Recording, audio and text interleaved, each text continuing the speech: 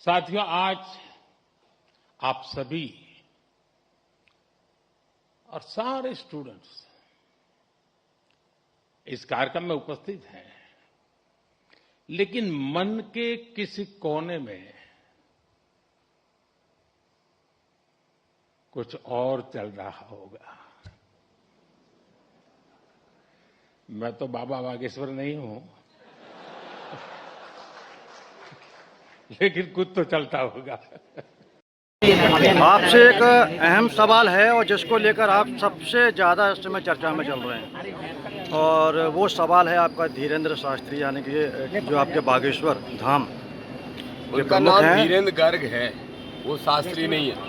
उन्हें कोई शास्त्रों का अनुभव नहीं है, ज्ञान नहीं है। आखिर ऐसी क्या वजह रही है कि आप उनके प्रति ज़्यादा मुखर हैं और आलोचना किया है ना? जो धर्म का चोला पहन के अगर कोई भगवा वस्त्र पहनेगा तो उसकी इज्जत रखना उसका काम है, लेकिन भगवा चोला पहन के कोई धंधा करेगा, धर्म को धंधा बनाएगा, आडंबर पाखंड फैलाएगा, झूठ फैलाएगा, अपने भाई से गुंडागिरी करके भूमाफियागिरी करेगा, तो हम उसको संत कैसे मान सकते हैं? उसकी पोल खोलना हमारे जैसे संविधानवादी कार्यकर्ताओं का काम है। अच्छा, प्रधानमंत्री तो उनको कहते हैं अपना छोटा भाई। प्रधानमंत्री भी किस सोच से कहते हैं वो प्रधानमंत्री जाने। प्रधानमंत्री को कोई राजनीतिक फायदा हो रहा होगा ऐसी दुकानें चलवाने से। प्रधानमंत्री तब तो नहीं बोले जब अयोध्या मंदिर में 200 करोड़ की चोरी हो गई चढ़ावे की, तब बोले प्रधानमंत्री कहाँ गया वो पैसा।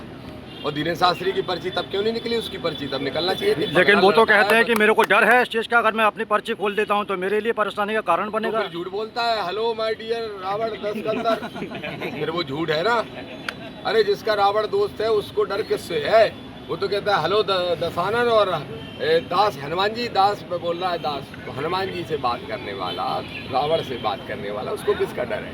वो पागल बना रहा है, मूर्ख बना रहा है। वैसे मैंने उसको आधा सुधार दिया, आधा बाकी है। 17 तारीख को फिर जा रहा हूँ उसके। माने आपकी जो है जो उसके आपस में जो आपकी लड़ाई चल रही है वो आगे जारी रहेगी? उसकी लड़ाई नहीं है, वो पूरा सुधर जाए। अभी 20 दिन पहले ही एक कुशवाहा को गोली मारी, एक पांडे की जमीन छीन रहे थे। उसका भाई था वो? हाँ, उसी का भाई था। तो उसका भाई तो उसने कहा कि मेरा उससे कोई संबंध नहीं है। कागज है जमीनों के हमारे पास, ट्रस्ट नहीं, लेकिन उसने तो अपने आप को अलग कर लिया ना। धीरेन्द्र शास्त्री ने तो अलग कर लिया। बाप का राज्य जो अलग कर लेंगे।